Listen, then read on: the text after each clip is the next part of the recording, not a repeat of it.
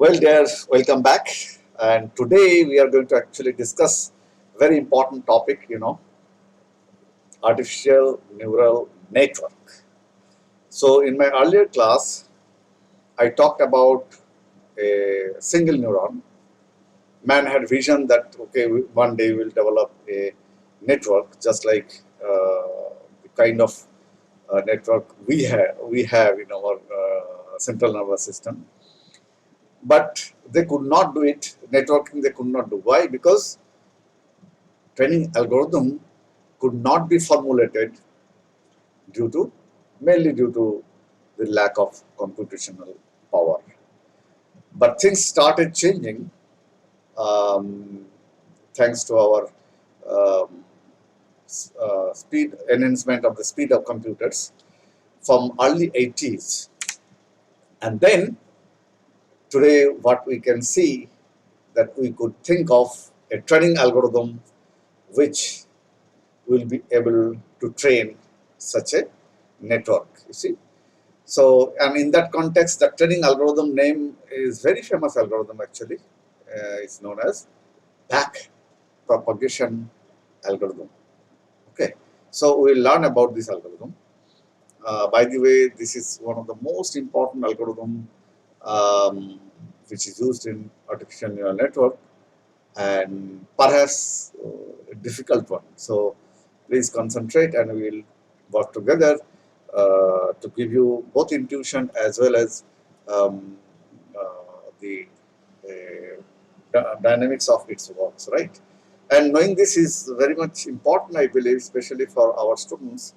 Um, those will not be satisfied only to use a function, call the function backpropagation algorithm and use it just like a technician, right? Because as an engineer, computer scientist, you need to invent several such algorithms. So if you do not have intuitive ideas that how such algorithms are developed and what is the mechanism of their working, then it will be difficult to invent a kind of new algorithms, right? So our intention is that our students should know the mechanics of that learning algorithm. So here I have shown you a typical neural network architecture. Okay. So what you have, you see, this is input layer. We call it input layer. Here you have inputs, say x1, x2, okay, x3.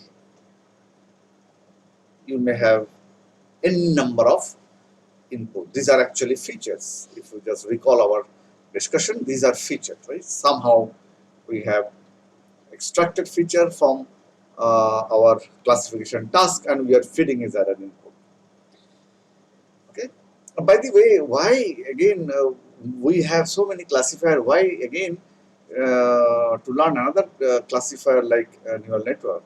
The reason is it has one historical background that it tries to emulate our human brain, and not only that, this kind of neural network is inherently capable of solving nonlinear classification problem. You have seen earlier that one neuron could not solve nonlinear problems, right? Like that, it could not solve. So, but when we are doing networking, then it is capable of solving classifying nonlinear problems. That we will show you, and we will also do a hand problem so that you will be able to digest every bit of it, what is going on inside. Okay, so this is our input layer where inputs are fed. Okay, and those actually are not neuron, means no computation is going on here. Okay, so what is happening? So say this is x1 w1, okay, x1 w2, x1 w3. So x1 is the input and just it is being associated with a parameter w1, w2, w3. So as many output will be there. So 1, 2, 3 in this particular um, diagram. So there will be 3 w1, w2, w3 associated with this. Okay. So scientifically, actually, you can see W11, W12, W13. That means this parameter belongs to input number 1, and this is a first parameter. It belongs to input 1, corresponding to input 1, and the second parameter.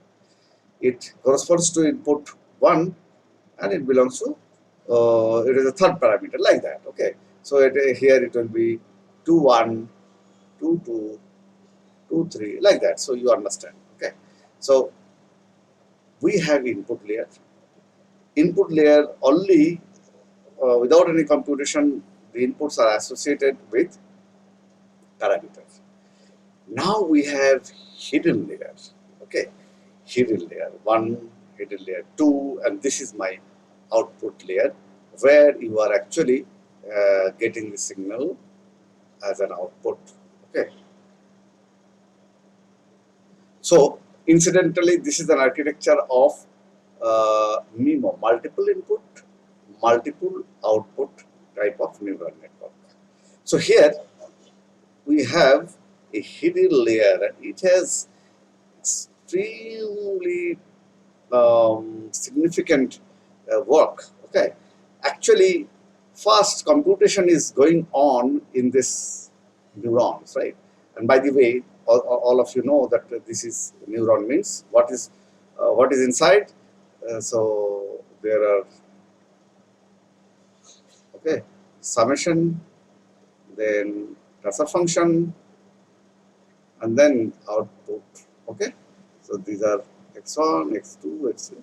So these all together is your this. Okay, so this kind of neurons are able to compute. Actually, there is an activation function. So through activation, it is trying to compute the input signal. So this is good. You see, this is also a full example of a fully connected neural network. What is the meaning of that? That means every neuron, the output of every neuron is connected as an input to every other neuron in the next layer. Say, this is hidden layer 1, hidden layer 2. You see, output of this neuron is connected with as an input to the next layer neuron. It is connected with another next layer, another neuron. It is connected with next layer, another neuron. This is connected. So everybody is connected with everybody. This is important observation, right? Okay. Now, why do we need hidden layer at all? So as you have seen, the problem remained unsolved because a single neuron could not solve the task of non-linearly separable problem.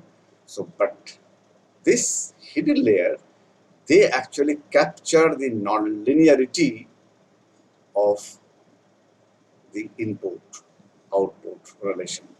And it turns out that only single hidden layer can capture the pattern of any continuous function. Okay, so any continuous function like this. Okay, and if you have more than one hidden layer, it can even capture the discontinuous. This can capture the continuous function like this. If one hidden layer is there, nonlinear, one hidden layer can capture any type of continuous function. But if you apply more hidden layer, then even the discontinuous function pattern can discontinuous function can be represented. Okay.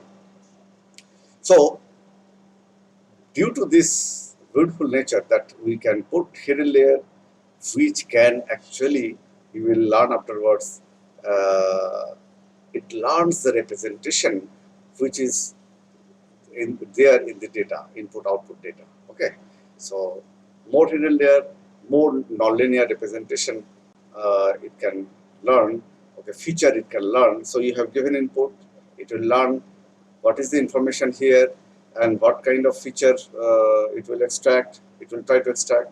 Then this one also you will try to extract the feature from this inputs. Okay, because these are input of this layer neurons, like that. So this is the networking. Now this network will work only if we could train it, right? So this vision was not new, 1940s, right? We should have some kind of um, network, but nothing could happen because we could not devise a training algorithm to train such a network. The first training algorithm which you are going to study is known as back propagation algorithm. Okay. Now, the name itself suggests why it is called back propagation. You see, training, again, training has to be so in vector form. If I just write, say this is my x equals to x1, x2, x3, x4, okay, and my multiple output y equals to y1, y2, y3, y4. So what we'll have a level data first, right? That means for x1, I have y1. For x2, I have y2. Like say x100, y100. Okay. So these are called training data, which a priori in advance we must have, because through this I am now designing a network to capture the pattern which is there in this data set. That's all we are trying to do. Okay. So this is called level data. We need to have first level data. Okay. Then what? How? So you know that why hidden layers are there, because to capture nonlinearity or the feature from the input signal. Now, uh, what is the main challenge of backpropagation algorithm? You see, main challenge of backpropagation algorithm is we need to propagate back the error. Again, as usual, whimsically we'll select the parameters, including bias, okay? And then what we'll do, we have a level data. So for x, say for x1 set, okay, all this randomly we have selected all these w's, right? So say w I j, and say this is um, I, this is jth layer, this is kth layer. So randomly I will select wij, any value, okay, and then I will try to calculate the output here. How can I calculate? It's a perceptron, right? So you have a kind of um, transfer function, and these inputs are fed to the transfer function and it will give you output. But wait a minute, I deliberately wrote a wrong transfer function in case of neural network. For perceptron, yes, this hard limit kind of transfer function will work.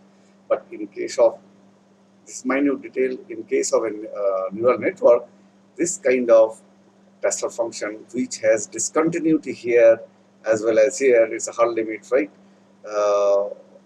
Will not be acceptable. Instead, uh, something like this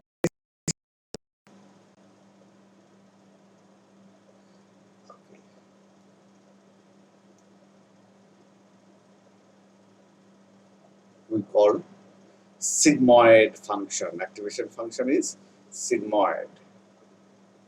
Why? Why sigmoid? You can ask, right? It will be revealed very soon. Sigmoid because I can even if it is not sigmoid, here I can get some output. Okay, here then these are my input for this neuron, and I will get through this activation, say hard limit activation, I will get some output here. Then I will get some output here, and then I will be able to. So this will be my y actual. Okay, corresponding to some x, I will be having y actual, and corresponding to this x, I already have y theoretical, means y theoretical, right? That means what should be y that I have. So you will be able to calculate error, no doubt about it. Okay, by making this y theoretical means the desired y minus actual y. Desired, this is theoretical. I think desired is a better term because you already have a set x and y, right? Xi, yi set. So for each xi, you have a desired yi. So you can calculate error. It's fine. But now what to do with this error? Because this error in a network, you see, um, this error is contributed. Then how to readjust the W's? Because my main aim is to run the algorithm in an algorithmic way. Need to, um, you know, so we need to actually run the algorithm and these are ij's, okay, these are w I j w j k, right? So in an algorithmic way I need to upgrade this parameter. That how can I do? That's the question, right? So if you have given this perceptron, that is hard limit as a function, then the error in this algorithm actually is propagated back. Okay, this is called, that's why back propagation algorithm. Propagated back, and then using delta learning rule, I can compensate. I can calculate W like the way earlier I did with the learning parameter. Okay, then xj times ej, for example, like that. This kind of thing, right? So I can do that. But the problem here, when there was only one neuron, we could do that. But problem here, this error here is contributed by many uh, inputs, right? Say, take a particular, so that's the problem, right? So I'm just telling you the problem first, and then we will analyze it, right? So here, error as it is cannot be fed to the network.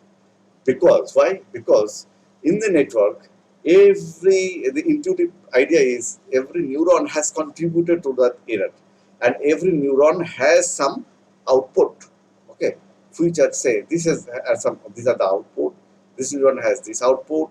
This neuron has this output. Okay, and they have contributed to the error. So this error, how much it has contributed to the error, I need to know before I can compensate that error. That was not the problem with single neuron. Okay, so since that's a problem, then I need to propagate the error, and when I need to propagate the error, I need to calculate something known as error gradient. Okay, so that all we are going to discuss slowly but steadily. So what is error gradient? Okay, so here you see the earlier diagram has been redrawn. So these are my wij. So you see, say I have n number of inputs, and then hidden layer I have n number of neurons. Okay, and in the output layer I have l number of output layer. Is it clear? So I have one layer, two layer, three layer. Okay. So I have input layer, I number of n number of inputs. Okay. They are non-computational neurons, and in the hidden layer I have, say, m number of neurons, and in the output layer I have, say, total L number of neuron. Okay. Now I need to see that why I need error gradient. You see, uh, through the training set, by just feeding the input to the activation function, you will be able to calculate the wij, wjk randomly selected, right? You will be able to calculate error here. Okay, because you will get some some output, and you have some desired output, so error are calculated here. Now that is the only raw materials we have to correct or to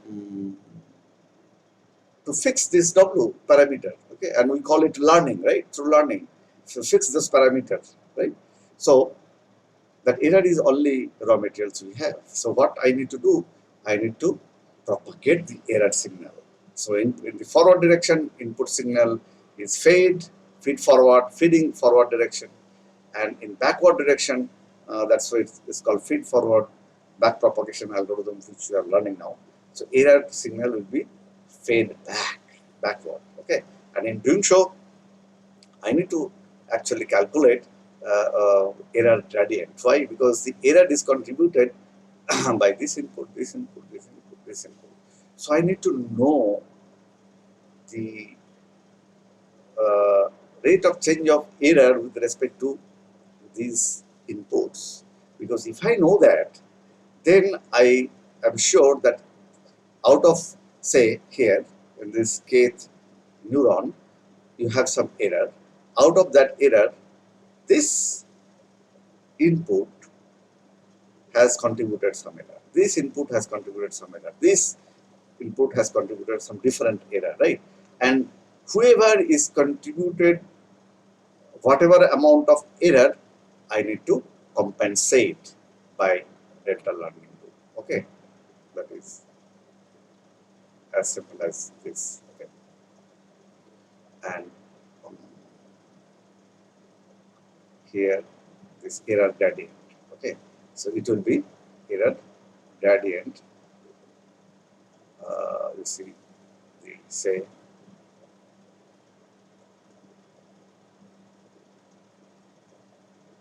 x. So this is the y output by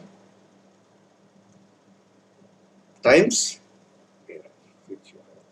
So what does it what does it mean? You see, the error compensation, that is the I will compensate w that parameter, which will be equal to alpha, which is the learning rate 0.01 for example, and I have now calculated error gradient. Gradient means, so I have the error here.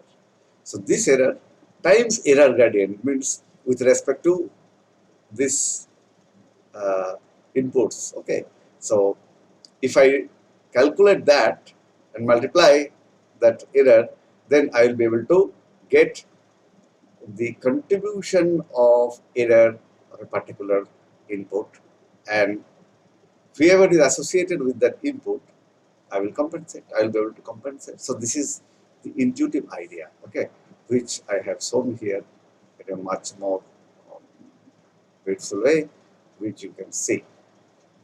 Say, hold on. So here, look here. So I have input I, Wij. This is my hidden layer, jth neuron of the hidden layer out of M. This is a jth neuron, and out of L neuron, this is a kth neuron, for example, which is at the output layer. Okay, so I need to feed back. I need to calculate first by simple activation. I will be able to calculate the error. Okay, at this neuron, what is the error? But taking that as a raw material, I will try to compensate these weights. Okay, and also this error, because you see this is called hidden layer. Why? Because I do not know, I cannot calculate straightforward way error here. Can you? You cannot, because you do not know what is the corresponding to some input, what is the desired output here. I know already desired output here. So here you do not know desired output. You can only see the actual output. So only raw material which I have, the error which I have calculated in the transparent output layer. Okay, so that's why it is called transparent hidden. So the hidden layer, why it is called hidden layer is a very interesting thing, isn't it? You see, when you are running the algorithm, you know inputs, you know what is the transfer function, you can calculate in a very transparent way all the outputs. But it is called hidden layer because what will be desired output at the hidden layer, that we do not know, right? Uh, so that's the important thing. So I know the desired output here. I can calculate error here. So I have compensated. I have propagated the error from here to here through error gradient. Now, again, I will have to calculate the error gradient corresponding, say, take this neuron. So, what will be the error gradient here? So, unless we calculate error gradient, so instead of error, as you know, when you have multi-layer uh, neural network, then error gradient is the raw material which can only be used for compensating or the adjusting the weight parameters, right? So we'll discuss. So this is very interesting issue, and this is, I think, also um, so far so good, right? It's very simple way we are trying to analyze this otherwise difficult and complex algorithm, right? So stay tuned. And before leaving, just I would like to tell you that this concept, that is propagating the error back and trying to figure out some kind of algorithm, was first invented by this uh, Linani Ma in 1970, a Finnish master student. You see, now uh, you will have to understand that this was say in 1960s also some guys uh, proposed similar kind of algorithm. So in that way, it is 60 years. But if you consider this year as a first invention of backpropagation algorithm, so we are celebrating already half century. But it is actually in 1980s. Let me tell about this true story of backpropagation algorithm. It is late 80s only when, because as you can see, it's not easy how many parameters are there for just a simple one hidden layer neural network. You can just see how many parameters. Okay, this multiplied by this, so many parameters, and for running iterations with so many parameters require computational power, right? So it is only late 80s. Many scientists, they contributed very significantly. For example, Simon Hackings, Jeffrey Hinton, and many others. Okay, so all are creditable for inventing the backpropagation algorithm. But anyway, from this story, we should know that this guy, being a master student, he propagated the idea that how the training can be done using backpropagation algorithm. So in more detail, we'll start from here in the next lecture. So stay tuned and stay safe. Bye bye.